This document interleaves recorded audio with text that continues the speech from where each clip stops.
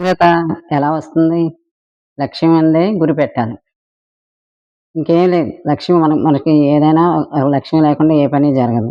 లక్ష్యం మీద గురి పెట్టాలి. లక్ష్యం ఒక్కటే మన ముందున్న కర్తవ్యం. ఇలాంటి సాధనతో ఎంత క్లిష్టమైన క్రియలైనా సరే మనం కార్యాలు సాధించవచ్చు.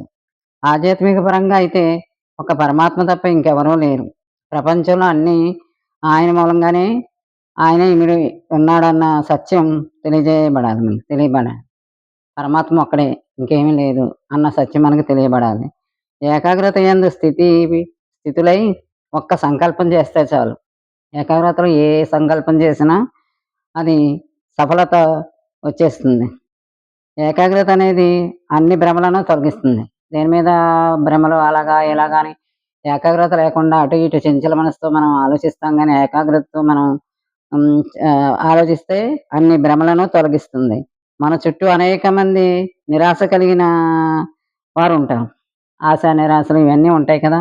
ఎంతో శాంతి శక్తి ఉన్న ఆధ్యాత్మిక గురువులు వారి సన్నిధి ఈ నిరాశలను తొలగిస్తారు. మనం మనసు బాగోకపోయినా, కష్టాలొచ్చినా గుళ్ళకో, గురువుల దగ్గరకో వెళ్తా ఉంటాం. వాళ్ళ సన్నిధిలో ఇలాంటి ఆశలు, నిరాశలు ఇవన్నీ తొలగిస్తారనమాట. బ్రహ్మీ ముహూర్తంలో యోగం చేసుకోవాలి. తెల్లారగట్ట 4:30 సమయం బ్రహ్మీ ముహూర్తం. 4 గంటల సమయం. అప్పుడు యోగం చేసుకోవాలి.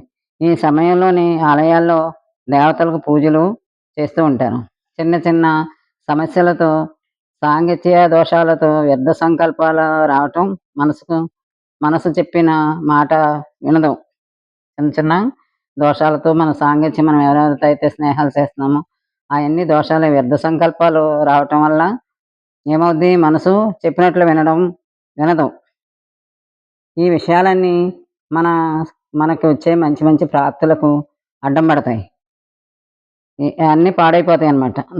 దూరం అయిపోతాం. మనం మంచి మంచి ప్రాప్తులకు దూరం అయిపోతాం. సమస్య మన బలహీనత వల్లే వస్తుంది. ఏదైనా సమస్యలొచ్చినాయనుకోండి, మన బలహీనత వల్లే వస్తుంది. సమస్యలు వచ్చినప్పుడు అందులో చిక్కుకొని పరమాత్మను వదిలేస్తే జీవితం వ్యర్థమైపోద్ది. సమస్యలొచ్చినప్పుడు ఇంకా గట్టిగా పట్టుకోవాలి పరమాత్మని. ఆయన సమస్యలొచ్చినాయని సమస్యలు పట్టుకొని ఏలాడకుండా ఆయన మీద భారం వేసి మనం ముందుకెళ్ళాలి. లేకపోతే వ్యర్థమైపోతుంది. మనం ఇతరుల సమస్యకు ఇతరులకు సమస్య కారాదు. మన సమస్యలే మనకున్నాయి. మనం ఇంకొకళ్ళకి సమస్య కారాదు. అలాగే దుఃఖం కూడా ఇవ్వరాదు. ఎవరిని ఏడిపించకూడదు. దుఃఖాలు ఇవ్వకూడదు. ఏదైనా కొంచెం ఆనందాన్ని పంచాలి. సుఖం పంచాలి గానీ ఇలాంటివి ఇవ్వకూడదు. ఏ కార్యాలైనా సంఘము స సఫలత కావాలంటే దీక్ష, పట్టుదల అన్నీ ఉండాలి. అవసరం.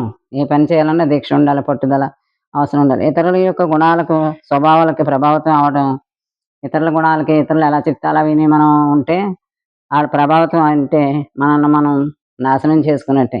ఇతరుల ప్రభావం మన మీద ఉండకూడదు. మంచి సాంగత్యంలో అయితే పర్వాలేదు.